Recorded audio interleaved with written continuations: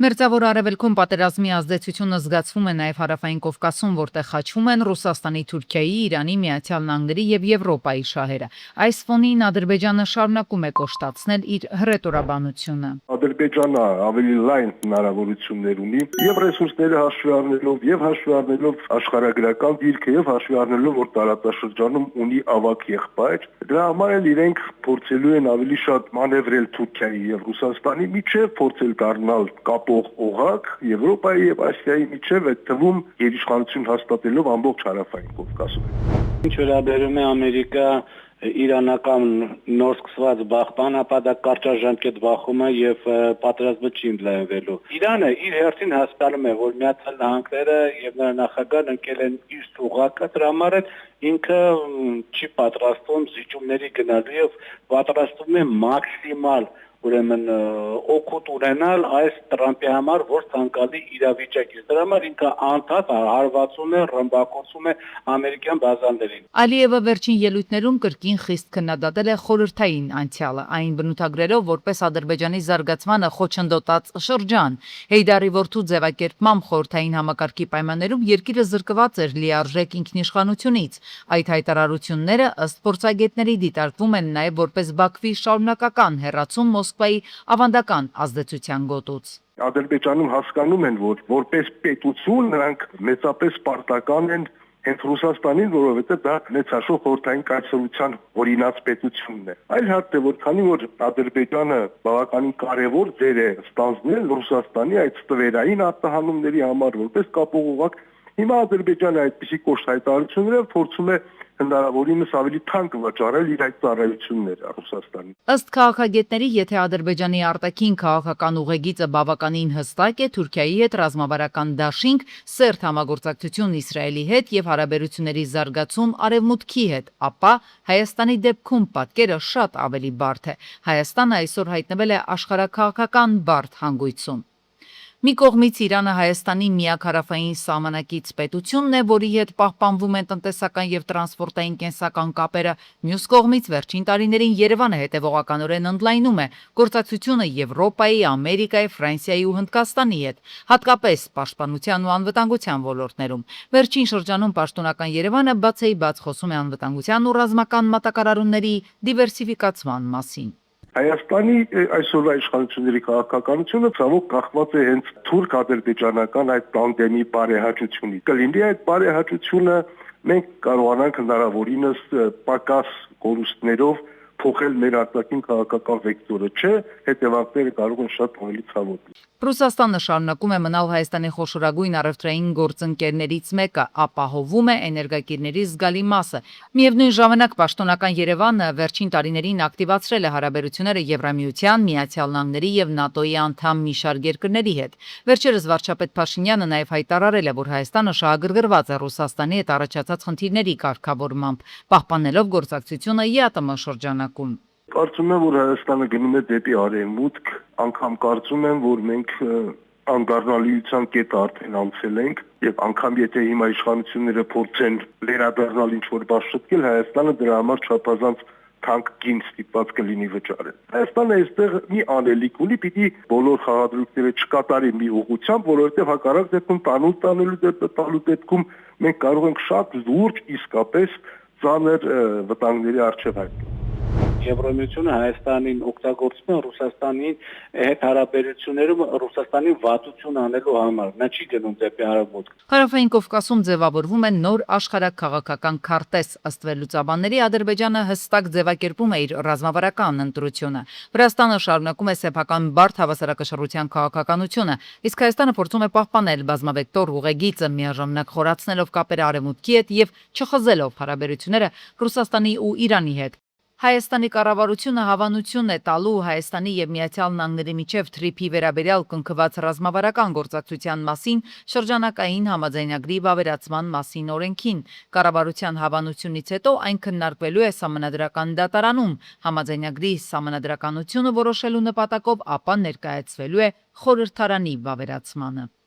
Եվրոպական խորհրդարանը վերահաստատում է իր հստակ դիրքորոշումը հայ գերիների հարցում, այս մասին հայտնել է Հայ հեղափոխական դաշնակցության Հայ դատի կենտրոնական գրասենյակը։ Բանախոսները քննարկեցին խնդրի մարդասիրական, իրավական եւ քաղաքական ասպեկտները, պնդելով, որ հայ գերիների շարունակվող անօրինական կալանավորումը խաթարում է ինչպես միջազգային իրավունքը, այնպես էլ Հայաստանի եւ Ադրբեջանի միջև կայուն խաղաղության հեռանկարները, ասված է հայտարարության մեջ։ Թուրքիայի արտաքին գործերի նախարարությունը հայտարարել է, որ Հարավային Կովկասում երկարաժամկետ խաղաղությունն ու կայունությունը շարունակում են մնալ Անկարայի արտաքին քաղաքականության առաջնահերթություններից։ 2026-ի գործողությունների ծրագրում նշվում է, որ Հայաստանի հետ հարաբերությունների կարգավորման գործընթացը կշարունակվի Ադրբեջանի հետ սերտ համակարգմամբ։ Թուրքիան նաև ընդգծել է, որ Հայաստանի եւ Ադրբեջանի միջև խաղաղության գործընթացին աջակցելու եւ Բաքվի հետ ռազմավարական համագործակցությունն ամրապնդելու պատրաստակամությունը։ Կենսաչափական նոր անձնագրերի լայնածավալ տպագրության մեկնարկը տրված է։ Այս մասին սոցցանցի իր էջում հայտնել է ներքին գործերի նախարարը։ Իմ ձեռքում աշխարհի ամենաանվտանգ փաստաթղթերից մեկն է, այն մեր Հայաստանի Հանրապետության քաղաքացիներիս նոր անձնագրի առաջին նմուշն է։ Այսօր տվեցի լայնածավալ տպագրության մեկնարկը, հրապարակած տեսանյութում ասել է նախարարը։ Ինչպես խոստացել էինք, շատ շուտով այս աշնանը մեր քաղաքացիները կկարողանան ձեռք բերել ժամանակակից կենսաչափական սերնդի եւ անձնագիր եւ նույնականացման քարտ։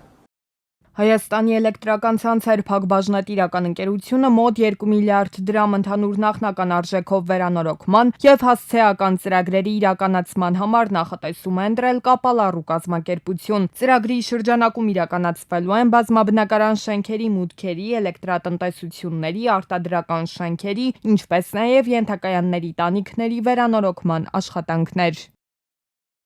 Հայաստանի կառավարությունն առաջարկում է 1 միլիարդ 34 միլիոն 715 հազար դրամ հատկացնել Արարատի, Արմավիրի, Գեղարքունիքի, Լոռու, Սյունիքի եւ Տավուշի մարզերի 8 համայնքում իրականացվող 9 սուբվենցիոն ծրագրերի ֆինանսավորման համար։ Ծրագրերն իրականացվելու են Արտաշատ, Արաքս, Գավառ, Փամբակ, Ալավերդի, Սիսիան, Նոյեմբերյան եւ Իջևան համայնքներում։ Վիճակագրական կոմիտեի տվյալներով հունիսին նախորդ տարվա համեմատ գնաճը կազմել է 5.1%։ Հատկանշական է, որ առավել թանկացել են առաջին անհրաժեշտության ապրանքները եւ ծառայությունները։ Ըստ վիճակագրական կոմիտեի սննդամթերքը թանկացել է 8.8%-ով, այլ յուրը ձավարեղենը թանկացել են 4.6%-ով, տավարի միսը 23.4%-ով, ձուկ ծովամթերքը 44%-ով, կաթնամթերքը 14.5%-ով, ձուն 30%-ով, մրգերը 16.8, բանջարեղենը 12.7, սպիրտային խմիչքները 10.7%-ով, ծխախոտը 7, բենզինը 10.4, դիզվառելիքը 19, հեղուկ գազը 76.2%-ով։ Հայաստանում երեխաների նկատմամբ բուլինգի հայտնաբերման պաշտպանության եւ արձանագրման նոր մեխանիզմ է սահմանվում։ Եթե երեխային բուլինգի ենթարկեն, ապա համայնքային սոցաշխատողը պարտավոր կլինի միջամտել իրավիճակին եւ իր մասնագիտական աջակցությունը ցուցաբերել։ Դեպքի գրանցումից հետո մինչեւ 12 ժամվա ընթացքում պետք է տեղեկացվեն պատասխանատու մասնագետները։ Դրանից հետո էլ եւս 30 օր կհատկացվի մշտադիտարկման, այնուհետև հետագա 6 ամիսների ընթացքում հավելյալ գնահատման համար։ Սկզբնական փուլում մի փոքր գործնական բարդություններ միանշանակ կլինեն, որովհետև մեխանիզմը նոր է։ Սա ընդհանրապես առաջին քայլն է, այլ ոչ թե ամբողջական պատկերի փոփոխություն։ Եվ եթե առաջի քայլը իրականացվի իրավական հիմքերը ստեղծելով, երկրորդ քայլով կազմակերպեն ճիշտ վերապատրաստումներ, երրորդ քայլով այդ մասնագետները ճիշտ կարողանան իրականացնեն իրենց գործառույթները, մենք ունենանք արդյունավետ մեխանիզմ։ Կընդլայնվի բնագիտական, թվային եւ հաղորդակցական տեխնոլոգիաների ուղղությամբ առարկաներ դասավանդող եւ պետական լրավճար ստացող մանկավարժական աշխատողների շրջանակը։ Նախաձեռնությունը նպատակ ունի լրավճարի իրավունք տալ այն ոչ վարչական մանկավարժներին, որոնք զուգահեռաբար իրականացնում են դասավանդում եւ համապատասխանում են ուսուցչի որակավորման պահանջներին։ Նախագծի ընդունմամբ շահառուների թիվը կավելանա 1129-ով։ Այս ամբողջական փոփոխության իրականացման համար տարեկան պետբյուջեից լրացուցիչ կպահանջվի 42.6 միլիոն դրամ։ Ժողովրդագրական ուսումնասիրությունները վկայում են Հայաստանում բնակչությունը ծերանում է, մասնագետները ասում են ծնունդները քիչ են, մահերը շատ, արտագաղթը անկառավարելի։ Արդյունքում տարեցների թիվը մեր շարքերում շարունակաբար մեծանում է։ Սա նշանակում է, որ տարիքային հիվանդությունները, այդ թվում Ալցհեյմերի հիվանդությունն ու դեմենցիայի այլ ձևերը կարող են ավելի հաճախ հանդիպել։ Այդ պատճառով մասնագետները կարևորում են ուղեղի առողջության պահպանումը, կանխարգելիչ միջոցառումները եւ հիվանդությունների վաղ հայտնաբերումը։ 2024 թվականի տվյալներով 65 եւ բարձր տարիքային խմբի բնակչությունը կազմել է 14.1, իսկ կյանքի սպասվող միջին տևողությունը 74.1 տարի։ Միևնույն ժամանակ Հայաստանում իրականացվող առողջ ուղեղի հայկական ծրագիր նախաձեռնության շրջանակներում 2022 թվականին կատարված սքրինինգային հետազոտությունը, որը ընդգրկել է 40 եւ բարձր տարիքի ավելի քան 1000 անձ, ցույց է տվել, որ մասնակիցների 35.7%-ի մոտ հայտնաբերվել են տարբեր աստիճանի ճանաչող խանգարումներ։ Այս տվյալները փաստում են, որ տարեց բնակչության առողջության պահպանման խնդիրները, այդ թվում դեմենցիայի կանխարգելումը, վաղ հայտնաբերումը եւ արդյունավետ կառավարումը դառնում են հանրային առողջապահության կարևորագույն առաջնահերթություններից մեկը նաեւ մեր երկրի համար։ Սոցիալական ցանցերում տեսանյութեր են հրապարակվել հուլիսի 12-ին Երևանի Վաղարշյան փողոցում տեղի ունեցած ծեծկրտուքից, կրակոցներից ու վրաերթից։ Վաղարշյան փողոցում կրակոցներին զուգահեռ արձանագրվել են նաև ավտոմեքենաների բախում։ Կադրերում երևում է նաև, թե ինչպես են գետնին ընկած տղամարդուն ոտքերով հարվածներ հասցնում։ Ծեծկրտուքի եւ կրակոցների միջադեպով քրեական վարույթ հարուցվել է խուլիգանության հատկանիշներով մեկ անձի նկատմամբ։ Չիկագոյում բնակվող ռուսաստանյան ծագումով ներդրող Կոստանտին Սոկոլովը կղեկավարի Միացյալ Նահանգների պետդեպարտամենտի նոր հիմնադրամը, որը կկառավարի ավելի քան $200 միլիոն ներդրումներ Կենտրոնական Ասիայի առևտրային միջանցքի զարգացման համար։ Սոկոլովը նախկինում պետական պաշտոն չի զբաղեցրել եւ հայտնի է որպես Սպիտակ տան պարահանդեսային դահլիճի շինարարության եւ նվիրատուներից մեկը։ Ամերիկայի Միացյալ Նահանգները Իրանի դեմ հարվածների նոր ալիք է սկսել։ Միացյալ Նահանգների կենտրոնական հրամանատարությունն է հայտարարություն տարածել։ Հարվածները նախատեսված են հետագայում նվազեցնելու այն ռազմական կարողությունները, որոնք իրանական ուժերն օգտագործել են Հորմուզի նեղուցում առևտրային նավագնացության վրա հարձակվելու համար, նշվում է հաղորդագրության մեջ։ Մենք կպատասխանենք Թրամփի հռետորաբանությանը գործողություններով եւ կպաշտպանենք մեր հողի յուրաքանչյուր թիզը, հայտարարել է Իրանի նախագահ Փեզեշքյանը։ Ավելի վաղ Միացյալ Նահանգների նախագահ Թրամփը հայտարարել է, որ Հորմուզի նեղուցը բաց է բոլոր առևտրային նավերի համար, բացի Իրանի հետ կապ ունեցող նավերից։ Նշենք, չնայած Միացյալ Նահանգների Իրան բանակցությունները շարունակվում են, բայց երկու կողմից էլ ռազմական գործողությունները չեն դադարում։ Երկնագույն հոսք գազատարի Կրասնոդարի երկրամասում գտնվող պոմպակայաններից մեկին ուկրաինական ԱԹՍ-ների հասցրած հարվածներից հետո Ռուսաստանի արտաքին գործերի նախարար Լավրովը դիմել է Թուրքիայի իշխանություններին, կոչ անելով կոշտ կերպով արձագանքել Ուկրաինայի գործողություններին։ Հիշեցնենք, Սևծովի հատակով անցնող երկնագույն հոսք խողովակաշարով ռուսական գազը մատակարարվում է Թուրքիա։ Վրաստանը փոխել է օտարերկրացիների աշխատանքային կացության կանոնները։ Նոր կանոններով որոշ դեպքերում հնարավոր կլինի ներկայացնել ոչ միայն ստանդարտ տեղեկանքներ, այլև հավաստի ապացույցներ, որոնք կհաստատեն գործատուի տարեկան շրջանառության համապատասխանությունը պահանջներին։ Մեկ այլ փոփոխությամբ էր, եթե ընկերությունը հիմնադրվել է 3 ամսից ոչ շուտ, ունի առնվազն 3 օտարերկրացի աշխատակից եւ տվյալ անձի համար աշխատանքային կացության թույլտվությունը տրվում է առաջին անգամ, ապա շրջանառությունը հաստատող փաստաթղթերը չեն պահանջվի։ Նման դեպքերում կացության թույլտվությունը կտրվի 6 ամիս ժամկետով։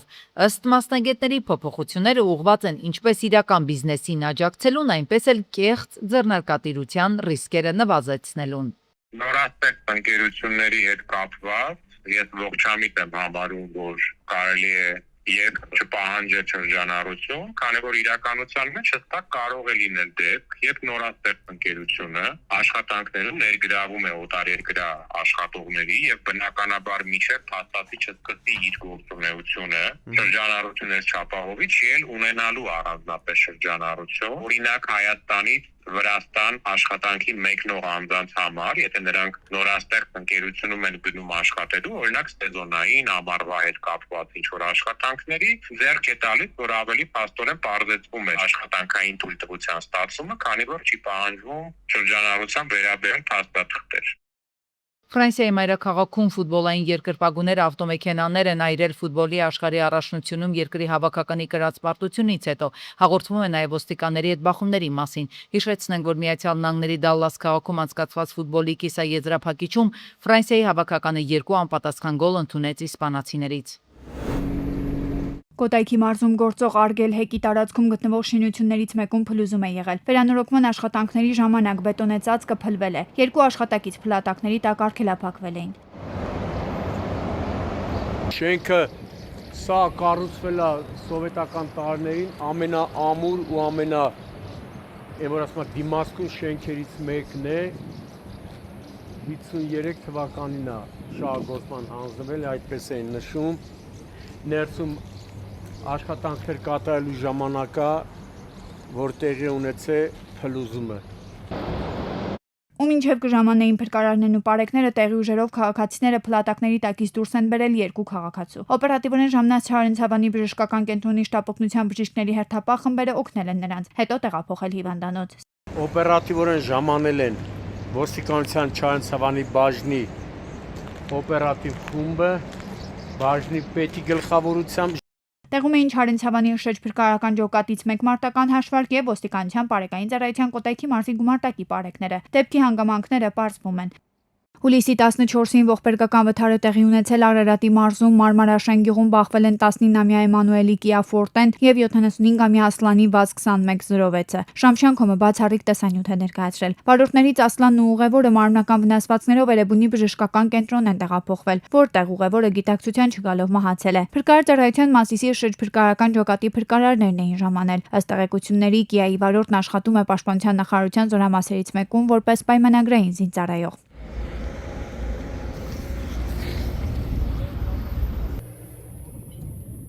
Դարձյալ հուլիսի 14-ին Երևան Գյումրի M1 ճանապարհին Մերսեդեսը դուրս է եկել երթևեկելի գոտուց բախվել քարերին։ 4 հոգու առաջին օգնության են հասել քաղաքացիներն ու օպերատիվորեն ժամանած փրկարարծառայության Թալինի շրջփրկարարական ջոկատի փրկարարները, նաև Թալին բժշկական կենտրոնի շտապօգնության բժիշկներն ու ոստիկանության բարեկային ծառայության Արագածոտնի մարզի գումարտակի 2-րդ վաշտի առաջին դասակի բարեկները։ Վիրավորները տեղափոխվել են Թալին բժշկական կենտրոն։